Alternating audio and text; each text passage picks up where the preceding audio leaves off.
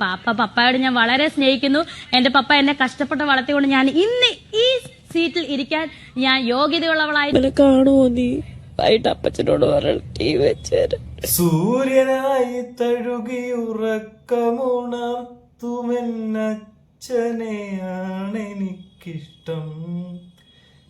ഞാനൊന്നു അതായത് ബിഗ് ബോസിലേക്ക് രേണുസുതി എത്താനുള്ള ഏറ്റവും വലിയ കാരണം എന്ന് പറയുന്നത് സ്വന്തം അച്ഛനായ തങ്കച്ചനാണ്. വെറും തങ്കച്ചനല്ല, PG തങ്കച്ചൻ. PG എന്നുള്ളത് വെറും ഇനിഷ്യൽ മാത്രമായിട്ട് നിങ്ങൾ കണക്ക് കൂട്ടത്. അതായത് PG തങ്കച്ചനാണ് ബിഗ് ബോസിലേക്ക് ആ ഒരു ഹോട്ട് സീറ്റിൽ ബിഗ് ബോസിനുള്ളിൽ പോയി ഇരിക്കാനായിട്ടുള്ള കാരണക്കാരൻ എന്ന് പറയുന്നത്. അപ്പം കൊല്ലം സുധി എന്ന് പറയുന്ന ഒരു വ്യക്തി എന്താണ് തോട്ടക്കാരനായിട്ട് വന്നതാണോ? എനിക്ക് ആ ഒരു സ്റ്റേറ്റ്മെന്റ് കേട്ടപ്പോൾ എനിക്ക് അത്തരത്തിലൊരു ചോദ്യം തന്നെ വന്നുപോയത്. പിന്നെ എനിക്ക് ഈ രേണുസുതി ബിഗ് ബോസിൽ വന്നതിന് ശേഷം തോന്നിയ മറ്റൊരു കാര്യമുണ്ട്. ബിഗ് ബോസിൽ ഫാമിലിയോട് സ്നേഹമുള്ളതും ഫാമിലി പുറത്തുണ്ട് എന്ന് 24 മണിക്കൂറും മനസ്സിലൊരു വെമ്പൽ ഉണ്ടാവുകയും ഫാമിലിയെ കുറിച്ച് ഇത്രയധികം ഓർത്ത് വേവലാതിപ്പെടുന്നതും ഏക കണ്ടസ്റ്റന്റ്, അല്ലെങ്കിൽ ഫാമിലിയോട് ഇത്രയധികം സ്നേഹമുള്ളൊരു കണ്ടസ്റ്റന്റ് എനിക്ക് ഫീൽ ചെയ്ത് രേണുസുതി മാത്രമേ ഉള്ളൂ. നിങ്ങൾ എന്നോട് എത്ര തർക്കിച്ചാലും അതിന് വ്യക്തമായിട്ടുള്ള തെളിവുകളും അതിന്റെ വീഡിയോ ക്ലിപ്സുകളും ആയിരിക്കും ഞാൻ ഇന്നത്തെ എന്റെ വീഡിയോയ്ക്കകത്ത് കൃത്യമായിട്ട് നിങ്ങളുടെ അടുത്ത് യൂസ് ചെയ്യാനായിട്ട് പോകുന്നത്. രേണുസുതി പുറത്തുണ്ടായിരുന്ന സമയത്ത് രേണുസുതിയുടെ വിദ്യാഭ്യാസ മേഖലയുമായിട്ട് ബന്ധപ്പെട്ട് വളരെയധികം വാർത്തകൾ നമ്മൾ ചെയ്തിട്ടുണ്ട്, അതിലുപരി കൂടുതൽ വന്നിട്ടുമുണ്ട്. എന്നാൽ എന്തൊക്കെ പഠിച്ചിട്ടുണ്ട്, ഏതൊക്കെ സാഹചര്യത്തിലാണ് പഠിച്ചത്, എത്ര ഡിപ്ലോമ അല്ലെങ്കിൽ ഡിഗ്രി, എഞ്ചിനീയറിംഗ്, ഏവിയേഷൻ, പാരാസൈക്കോളജി തുടങ്ങിയ എല്ലാ കുടച്ചക്രങ്ങളും കലക്കി കുടിച്ച് വെച്ചതിന് ശേഷമാണ് ബിഗ് ബോസിൽ വന്നിങ്ങനെ ഇരിക്കുന്നത്. നിങ്ങൾ എന്താ വിചാരിച്ചു? ചെറിയ പുള്ളിക്കാരിയാന്ന് വിചാരിച്ചോ? പുള്ളിക്കാരി ചെറുതൊന്നുമല്ല, ആള് വലുത് തന്നെ, ഇടത്തരോ അല്ല, അതിലും മുകളിലേക്ക് തന്നെ ആയിരിക്കും. അപ്പം വീഡിയോ ഇഷ്ടപ്പെടുകയാണെന്നുണ്ടെങ്കിൽ ലൈക്ക് ചെയ്യുക, സബ്സ്ക്രൈബ് ചെയ്യുക. വീഡിയോ മുഴുവനായിട്ട് കണ്ടതിന് ശേഷം മാത്രമേ നിങ്ങൾ കമന്റ് കൃത്യമായിട്ട് രേഖപ്പെടുത്താവൂ. പിന്നെ ഹൈപ്പ് കൊടുക്കാത്തവന്മാര് ഒന്നുകൂടെ ഞാൻ ഓർമ്മിപ്പിക്കുക, കൃത്യമായിട്ട് ഹൈപ്പ് കൊടുത്തേക്കണം കേട്ടല്ലോ. നിങ്ങൾ തരുന്ന ഓരോ ഹൈപ്പും ആയിരിക്കും എന്നോടുള്ള സ്നേഹം എനിക്ക് ഇരട്ടിപ്പിച്ച് തരാനായിട്ട് പോകുന്നത്. പിന്നെ നിങ്ങൾ തരുന്ന ഈ ഒരു പ്രചോദനവും നിങ്ങൾ കമന്റ് ബോക്സിൽ എന്നെ സപ്പോർട്ട് ചെയ്യുന്ന കാണുമ്പോഴത്തേക്കാണ് വീണ്ടും എനിക്ക് ഇത്തരത്തിലുള്ള ടോപ്പിക്കുകളും അല്ലെങ്കിൽ ഞാൻ ചെയ്യുന്നൊരു ശൈലിയിൽ ചെറിയൊരു മാറ്റങ്ങൾ കൊണ്ടുവന്ന് എന്തെങ്കിലും ഇമ്പ്രൂവ്മെന്റ് ഒക്കെ കൊണ്ടുവന്ന് വീണ്ടും ചെയ്യാനായിട്ട് ഒരു മോട്ടിവേഷനായിട്ട് എനിക്കും വരുന്നൊരു കാര്യം. ഓക്കെ, അപ്പൊ അതുകൊണ്ട് സഹായിക്കാം. കൃത്യമായിട്ട് നമുക്ക് ആദ്യമേ ചേച്ചിയുടെ കരച്ചിൽ നിന്ന് തന്നെ അങ്ങ് തുടങ്ങിയേക്കാം. സ്കൂളിൽ പോയോ നീ? എന്നെ പഠിച്ചു. അമ്മ മറന്നു പോകല്ലേ. അമ്മ ഒന്നും മറന്നു പോകുന്നില്ല. ഇതൊക്കെ കരയാതെ എങ്ങനെയാണ് നമ്മളിരുന്ന് കാണുന്നത്? ഇതൊക്കെ ഒരു തുള്ളി കണ്ണീന്ന് വരാതെ നമുക്ക് എങ്ങനെ ഇതൊക്കെ കണ്ടിരിക്കാനായിട്ട് സാധിക്കും? ഒന്ന് ആലോചിച്ച് നോക്കേ. അതൊരു അമ്മയുടെ സ്നേഹമല്ലേ കാണുന്നത്? ഈ അമ്മയെ നിങ്ങൾക്ക് അറിയാവോ? നിങ്ങൾ ആരെങ്കിലും എന്റെ മോനെ കൊണ്ടുപോയി അങ്ങ് വളർത്ത്, നിങ്ങൾ കൊണ്ടുപോയി അങ്ങ് നോക്ക് എന്ന് പബ്ലിക്കിന് മുന്നിൽ ഒരു വീഡിയോ ഇട്ട വ്യക്തിയാ. ആ വീഡിയോ ഇട്ടതിനെ തുടർന്ന് ഒരു കാര്യമില്ലാതെ ചൈൽഡ് ലൈനിൽ കേസാവുകയും 3-4 വട്ടം അവിടെ കയറി ഇറങ്ങി കാല് പിടിക്കേണ്ട ഒരു അവസ്ഥ വരെ ഉണ്ടായ ഒരു വനിതയായത്. അവർക്കാണ് ഇത്തരത്തിലൊരു മനസ്സിനൊരു വിഷമം ഉണ്ടായെന്ന് ആലോചിക്കുമ്പോൾ നിങ്ങൾക്ക് എന്തായിട്ട് തോന്നും? കണ്ടന്റ് ആയിട്ട് തോന്നുമോ? ഒരിക്കലും തോന്നില്ല. കണ്ടന്റ് അല്ല, അത് റിയാലിറ്റിയാണ്, റിയൽ എക്സ്പ്രഷൻ ആണ്. നിങ്ങൾക്ക് ട്വിസ്റ്റ് ചെയ്യുന്ന എക്സ്പ്രഷൻസ് ആണ്. കണ്ടുവരാം. TV കാണണം കേട്ടോ, TV കാണണം. സാധാരണ പിള്ളേരുടെ അടുത്ത് അമ്മമാര് പറയുന്നത് പഠിക്കണം കേട്ടോ, അമ്മയില്ലെങ്കിലും. ഇത് TV കാണണം. എന്തിനാ? അമ്മയെ കാണാനായിട്ടായിരിക്കും. ഇതിന് സന്തോഷമായിരിക്കും. അമ്മനെ കാണണേ. അമ്മനെ കാണുമോ നീ? വൈകിട്ട് അപ്പച്ചനോട് ടി വെച്ചേര്.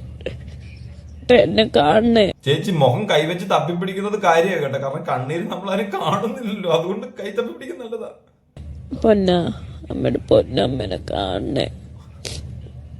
ലെബനോനെ മുമ്പ് ചേച്ചി പറഞ്ഞായിരുന്നു ഈ ഞാനിങ്ങനെ ഒരുപാട് ഷൂട്ടുകളും കാര്യങ്ങളൊക്കെ ആയിട്ട് പോകുന്നോണ്ടേ മകനെ എനിക്ക് അധികം ഒന്നും കാണാൻ പറ്റുന്നില്ല, ശ്രദ്ധിക്കാൻ പറ്റുന്നില്ല. മോന്റെ കാര്യം നോക്കി പോയിക്കൊണ്ടിരിക്കുകയാണ്. വീട്ടിലെ അമ്മയാണ് അവരെ നോക്കുന്നത്, ഞാൻ വരുമ്പോഴൊക്കെയാണ് കാണുന്നതെന്ന്. പിന്നെ ഈ മോന്റെ മുതുകത്തെ ഇവിടെ ഒരു പാട് വന്നായിരുന്നു. അത് അവിടെ വന്നൊരു സോഷ്യൽ മീഡിയക്കാരൻ ഒരു കാര്യമില്ലാതെ ചോദിച്ചു രേണു ചേച്ചിയോട്, ചേച്ചി മകന്റെ ഇവിടെ എന്ത് പറ്റിയെന്ന്. ചേച്ചി വളരെയധികം സങ്കടത്തോടു കൂടി തൊട്ടടുത്ത് നിന്ന് അമ്മയോട്, അമ്മ കുഞ്ഞിന് എന്ത് പറ്റി എന്ന് ചോദിച്ച വനിതയാണ് ഇത്തരത്തിൽ കരയുന്നതെന്ന് ആലോചിക്കുമ്പോണ്ടല്ലോ. അവന് വേണ്ടതൊക്കെ വാങ്ങിച്ചു കൊടുക്കണേ പപ്പായും. ഇതമ്മ ചേട്ടാപ്പിയടക്ക് അവനെ വണ്ടി കൊണ്ടുപോണേ പുറത്തൊക്കെ. കിച്ചു മോനെ നീ ഇടയ്ക്ക് പോയിരുന്നപ്പോ അന്വേഷിക്കണേ. കിച്ചു അന്വേഷിക്കും. കാരണം കിച്ചു ഇത്തരത്തിലുള്ള കാര്യങ്ങളൊക്കെ ഇൻവോൾവ്മെന്റ് കാണിക്കുന്നതാണെന്ന് കിച്ചുവിന്റെ ഒരു വീഡിയോയിൽ നിന്ന് നമുക്ക് മനസ്സിലായിട്ടുണ്ട്. അഥവാ വ്ളോഗായിട്ട് തന്നെ ഇടണമെന്നാണ് ഞങ്ങൾ ആഗ്രഹിക്കുന്നത്. എന്നാലല്ലേ നമുക്ക് ആ ഒരു പ്രസൻസ് എങ്ങനെയാണെന്ന് മനസ്സിലാക്കാനായിട്ട് സാധിക്കത്തുള്ളൂ. ഇതാണ് ചേച്ചിക്ക് ഈ പറയുന്ന സമൂഹത്തിന് ഒരു അമ്മയായിട്ട് നിൽക്കുന്ന ഒരു വ്യക്തിക്ക് മകനോട് പറയാനുള്ളതും മകനോടുള്ള സ്നേഹവും എക്സ്പ്രസ് ചെയ്യാനുള്ളതും. പക്ഷെ റിയാലിറ്റിയിലേക്ക് ഈ വ്യക്തി ഈ നാട്ടിൽ നിന്ന സമയത്തോ ഈ മകനുമായിട്ട് നിന്ന സമയത്തോ ഇത്തരത്തിലുള്ള ഒരു കാര്യങ്ങളും ക്യാമറയ്ക്ക് മുന്നിൽ ഒന്ന് കാണിച്ചിട്ടില്ല. ഒരിക്കലും അത് കാണിക്കണമെന്നല്ല ഞാൻ പറയുന്നത്. പക്ഷേ ഇവർ പറഞ്ഞിട്ടുള്ള പല സ്റ്റേറ്റ്മെന്റുകളും കാണുകയും കേൾക്കുകയും ചെയ്ത എനിക്ക് ഈ കാണിക്കുന്നത് വെറും പ്രഹസനമായിട്ട് തന്നെയാണ് തോന്നുന്നത്. അതിനിപ്പോ കണ്ടുകൊണ്ട് വളരെയധികം അമ്മ സ്നേഹവും മക്കൾ സ്നേഹവും ഉള്ളവരും വന്ന് എന്നോട് പറഞ്ഞിട്ട് കാര്യമൊന്നുമില്ല. കാരണം എന്റെ പ്രീവിയസ് വീഡിയോസ് എടുത്ത് നോക്കി കഴിഞ്ഞാൽ നിങ്ങൾക്ക് കൃത്യമായിട്ട് മനസ്സിലാവും ഇവർ പറഞ്ഞിട്ടുള്ള കാര്യങ്ങൾ എന്തൊക്കെയാണ്, ചെയ്തിട്ടുള്ള കാര്യങ്ങൾ എന്തൊക്കെയാണെന്നുള്ള കാര്യം. ഇനി നമുക്ക് രേണുവിന്റെ വിദ്യാഭ്യാസ മേഖലയിലേക്ക് ഒന്ന് കൈകടത്തുനിന്ന് നോക്കാം എപ്പിടിയാണ് എന്നുള്ളത്. 2008, 2009 കാലഘട്ടമായിരുന്നു അത്.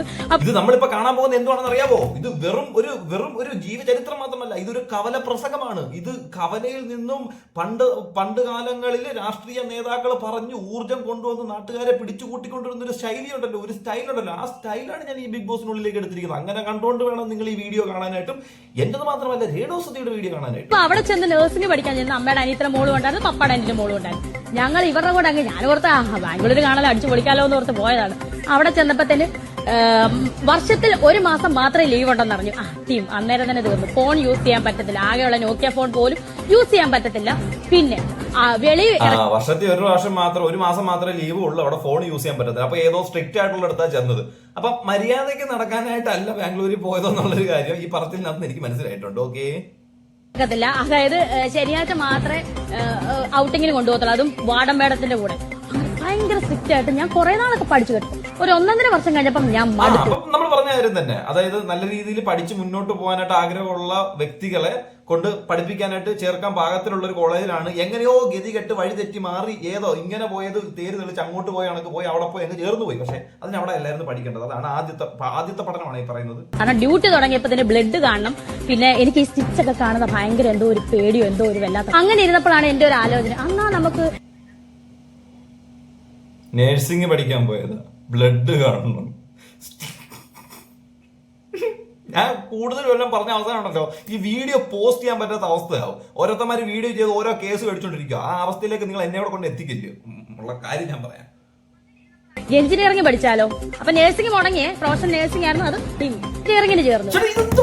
പലരും കടയിൽ പോയിട്ട് അരി മേടിക്കുന്ന കാണല്ലോ പറയുന്നത്. എന്നാ അത് കഴിഞ്ഞു ഞാൻ ഇനി എന്താ പഠിക്കും? കാരണം എല്ലാം കഴിഞ്ഞല്ലോ. IAS ടോപ്പ് 3 റാങ്കിലാണ് നമ്മൾ കിടക്കുക. ഇനി പഠിക്കാനായിട്ട് വേറെ ഒന്നുമില്ല. PhD, BBA, MBA വേറെ ഏതെങ്കിലും ABBCD ഒക്കെ ഉണ്ടെങ്കിൽ അതെല്ലാം കൂടെ ചേർത്തെടുക്കാനായിട്ട് നിൽക്കുന്ന ഒരു അവസ്ഥയിലാണ്. ഡിപ്ലോമ ഇൻ കമ്പ്യൂട്ടർ എഞ്ചിനീയറിംഗിന് അവിടെ ചെന്ന് പഠിച്ച് പകുതി ആയപ്പോഴത്തേനും അതും തീർന്നു. കാരണം certificate 10th plus 2 certificate Bangalore ഇരിക്കുക.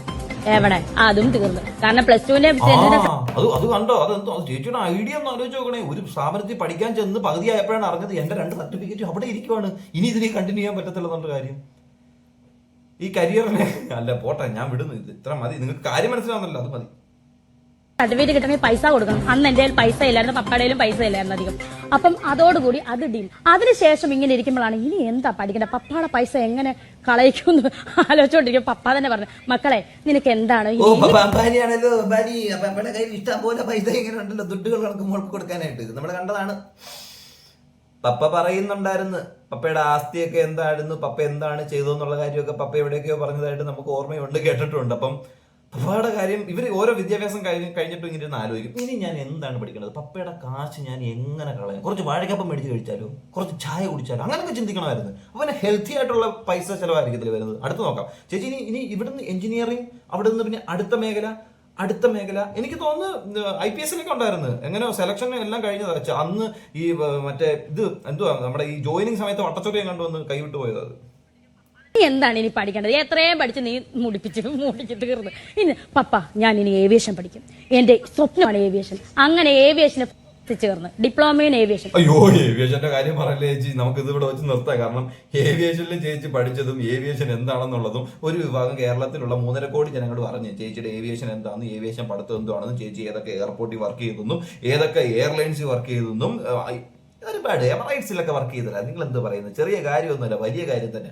ഇനിയും ഇത്രയും പഠിപ്പിച്ച ഒരു അച്ഛനുണ്ടല്ലോ, ആ അച്ഛനെ കുറിച്ച് ജീവിത കഥയ്ക്കകത്ത് ചേച്ചി ഒന്ന് അവലംബിക്കുന്നുണ്ടോ? ഒന്ന് കണ്ടുപോകാം. ഞാനിപ്പോഴും എന്ത് കാണിച്ചാലും എന്നെ തല്ലാൻ വരുന്നതാണ് പപ്പ. അതാണ് എന്റെ പപ്പ. പപ്പയോട് ഞാൻ വളരെ സ്നേഹിക്കുന്നു.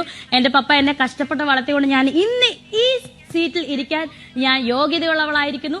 അത് എനിക്ക് മനസ്സിലായി. കാരണം ഈ പഠനം ഉണ്ടല്ലോ, അതിന്റെ അവസാനം ഞാൻ കാണിച്ചില്ല ഈ വീഡിയോക്കകത്ത്. പഠനത്തിന് അവസാനം പറയുന്നുണ്ട് ഞാൻ ആ പഠനം പകുതി വെച്ചങ്ങ് ഉപേക്ഷിച്ചത്. കാരണം എന്താ, സൂചിച്ചേട്ടനായിട്ട് ഞാനങ്ങ് പ്രണയത്തിലായിരുന്നു. സൂചിച്ചേട്ടനുമായിട്ട് പ്രണയത്തിലായതുകൊണ്ടാണല്ലോ ഇന്ന് ഈ അവസ്ഥയിൽ ഇവിടെ വന്നിരിക്കാൻ ഒരു സാഹചര്യം ഉണ്ടായത്. ഇല്ലെങ്കിൽ ഒരിക്കലും രേണു സുധി എന്ന് പറയുന്ന ഒരു വ്യക്തി വെറും രേണുമായിട്ട് ഇവിടെ വന്നിരിക്കത്തില്ലായിരുന്നു. അപ്പൊ പിന്നെ പഠനത്തിനകത്തും ഈ സീറ്റിൽ വന്നിരിക്കുന്നതിനകത്തും PG തങ്കച്ചൻ എന്ന് പറയുന്ന വ്യക്തിയുടെ ഇൻവോൾവ്മെന്റ് എത്രത്തോളമാണെന്ന് എനിക്ക് മനസ്സിലാക്കുന്നില്ല. പിന്നെ ഒരു ഇൻവോൾവ്മെന്റ് ഉണ്ട്, ജനനം നൽകാനായിട്ട് ഒരു പിതൃ സാന്നിധ്യം വേണമല്ലോ. ആ സാന്നിധ്യം വെച്ച് നോക്കുമ്പോഴത്തേനും നിങ്ങൾ പറഞ്ഞ സ്റ്റേറ്റ്മെന്റ് വളരെയധികം കാര്യമായിട്ടും സത്യമായിട്ടും തോന്നുന്നൊരു കാര്യം തന്നെയായിരിക്കും.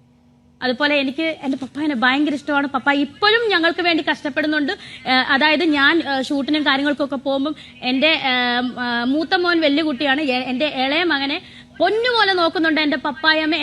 എന്റെ പപ്പ എന്റെ കുഞ്ഞിനെ ഞാനിപ്പോ ഇവിടെ വീട്ടിലില്ലാത്തതുകൊണ്ട് എന്റെ കുഞ്ഞിനെ ഇപ്പോഴും പല്ല് തേപ്പിച്ച് കുളിപ്പിച്ച് ബാത്റൂമെല്ലാം കൊണ്ട് അവനെ ഒരുക്കി സ്കൂളിൽ വിടുന്നതും എന്റെ അച്ഛനും അമ്മയും കൂടെയാണ് ഇതെല്ലാം ചെയ്തുകൊണ്ടിരിക്കുന്നത്. അച്ഛൻ ഇപ്പോഴും കുടുംബത്തിന് വേണ്ടി ജോലി ചെയ്തുകൊണ്ടിരിക്കുകയാണ്. അച്ഛൻ ചെയ്യുന്ന ജോലിയാണ്. അച്ഛൻ നിങ്ങൾ ജോലിക്കാരനായിട്ടാണ് വീട്ടിൽ ഇറക്കുന്നത് കൊച്ചിനെ നോക്കാനായിട്ട്. നിങ്ങൾ ആദ്യം നിങ്ങൾ മനസ്സിലാക്കിയല്ലോ, ഇവർ ഈ ഒരു ബിഗ് ബോസ് തന്നെ എല്ലാം ഒറ്റ ഉടയ്ക്കുന്നേ. ആദ്യം പറഞ്ഞല്ലോ എന്റെ മോനെ എനിക്ക് കാണാതിരിക്കാൻ പറ്റത്തില്ലേ എന്നൊരു കാര്യം. എന്നിട്ട് ഇപ്പൊ പറഞ്ഞെന്തോ ഞാൻ ഷൂട്ടൊക്കെ ആയിട്ട് ഓടി നടക്കുമ്പോൾ എന്റെ കുഞ്ഞിനെ നോക്കുന്നതൊക്കെ ഇവരാണെന്ന്. അപ്പൊ ആദ്യം കരഞ്ഞതും ഈ പറയുന്ന ജീവിതകഥയിലെ സ്റ്റേറ്റ്മെന്റ് തമ്മിലുള്ള ബന്ധം എന്തുമായിരിക്കും, അതിന്റെ റിലേഷൻ ഒന്നും നിങ്ങളൊന്ന് മനസ്സിലാക്കിക്കോണേ. ാണ് അതുപോലെ എന്റെ പപ്പ പൊന്നുപോലാണ് കുഞ്ഞിനെ നോക്കുന്നത്. ഞാൻ സന്തോഷത്തോടു കൂടിയാണ് ഞാൻ ഇവിടെ ഇരിക്കുന്നതും അതുപോലെ ഓരോ ഷൂട്ടിന് പോകുന്നത്. കാരണം എന്റെ പപ്പ വീട്ടിലുള്ളതുകൊണ്ടാണ്. പപ്പ പൊന്നുപോലാണ്. സന്തോഷത്തോടാണ് ഞാൻ ഇവിടെ ഇരിക്കുന്നത്. കട്ടിലിൽ പോയി കിടന്നത് മോങ്ങിയൊന്നുമില്ല, സത്യം സന്തോഷത്തോടെ. സോറി അത് എനിക്ക് പറ്റിയ മിസ്റ്റേക്കാണ്. സന്തോഷത്തോടു കൂടി തന്നെയാണ്. സന്തോഷം അതുകൊണ്ടാണ് അങ്ങനെ ഒരു കള്ളക്കരത്തിൽ കാണിക്കേണ്ടി വന്നത്. കുഞ്ഞിനെ നോക്കുന്നത്. അപ്പൊ അവന് എന്റെ കൂടെ ഉറങ്ങാൻ വന്ന അമ്മ ഞാൻ എന്റെ അപ്പച്ചന്റെ കൂടെ ആണ് പോകുന്നത്. അപ്പൊ അത്രയ്ക്കും സ്വാധീനം എന്നിൽ സ്വാധീനം ചെലുത്തിയ പോലെ എന്റെ പപ്പ എന്റെ കുഞ്ഞിലും അല്ലാതെ നമ്മുടെ കുഞ്ഞുങ്ങളിലും സ്വാധീനം ചെലുത്തുന്നുണ്ട്. അതായത് ഒരു അപ്പച്ചൻ എന്ന നിലയിലും പപ്പ ഹീറോയാണ്. ഇതെന്തോടെ പരസ്യം, മറ്റേ പ്രോഡക്റ്റ്. ഇതാണ് എന്റെ പുതിയ പേഴ്സ്, നിങ്ങൾ ഇത് മേടിക്കണം. ഈ പേഴ്സിനകത്ത് പൈസകൾ വെക്കാൻ, കാർഡ് വെക്കാൻ, ഫോട്ടോ വെക്കാൻ, ജോക്കറിന്റെ പടം വെക്കാൻ. ഇവിടെ 3-4 പേഴ്സ് ഉണ്ട്, ഇവിടെ സിം ഉണ്ട്, ഇവിടെ ഉറങ്ങുണ്ട്. എന്തോന്നാണ് ഈ പറഞ്ഞുകൊണ്ടിരിക്കുന്നത്? നിങ്ങളുടെ ഇന്റർവ്യൂ പറയുന്നുണ്ട് മോൻ എന്റെ കൂടെ കിടക്കത്തില്ലെന്ന്. അവൻ എന്റെ കൂടെ കിടക്കത്തില്ല, അവൻ അവരുടെ കൂടെ കിടക്കത്തുള്ളൂ. എന്നിട്ട് ഇവിടെ വന്നിരുന്ന് അറിയാതെ വായുന്നത് വീണ്, എന്നിട്ട് അതിന്റെ ഇടയിൽ കൂടെ ഇങ്ങനെ ഒലിപ്പിച്ച് കയറ്റി ഇതാണ്ട് പുതിയ സി ടൈപ്പ് ചാർജർ കുത്തി ചാർജ് കയറ്റി അപ്പുറത്ത് കിടക്കുന്നത്. ചുമ്മാ കള്ളം പറയാതെ നമ്മളത് കാണുന്നത് തന്നെ കേട്ടോ. എന്ന നിലയിലും പപ്പ ഹീറോയാണ്. ഒരു അച്ഛൻ എന്ന നിലയിലും എന്റെ പപ്പ ഹീറോ ആണെന്ന് തന്നെ ഞാൻ പറയും. ഇപ്പോഴും പറയുന്നു പപ്പ ഭയങ്കര ഹീറോ ആണ്. കാരണം പപ്പ ഈ പ്രായത്തിലും അധ്വാനിക്കുന്നുണ്ട്. എന്താണ് അധ്വാനം എന്ന് ചോദിച്ചു കഴിഞ്ഞാൽ സ്വന്തം മകളുടെ മക്കളെ നോക്കുന്നുണ്ട്. മക്കളെ ഒരു മകനെ നല്ല രീതിയിൽ നോക്കുന്നുണ്ട്, സന്തോഷത്തോട് നോക്കുന്നുണ്ട്, കുളിപ്പിക്കുന്നുണ്ട്, പല്ല് തേപ്പിക്കുന്നുണ്ട്, ചവരിപ്പിക്കുന്നുണ്ട്, ബാത്റൂമിൽ കൊണ്ടുവന്നുണ്ട്, സ്കൂളിൽ കൊണ്ടുവിടുന്നുണ്ട്, എല്ലാ കാര്യങ്ങളും ചെയ്യുന്നുണ്ട്. പപ്പ ഇപ്പോഴും നമ്മുടെ കുടുംബത്തിന് വേണ്ടി ജോലി ചെയ്തുകൊണ്ടിരിക്കുകയാണ് ഗൈസ്. ചേച്ചി പെട്ടെന്ന് ഒരു വീഡിയോക്കകത്തേക്കാണ് ചെന്നത്.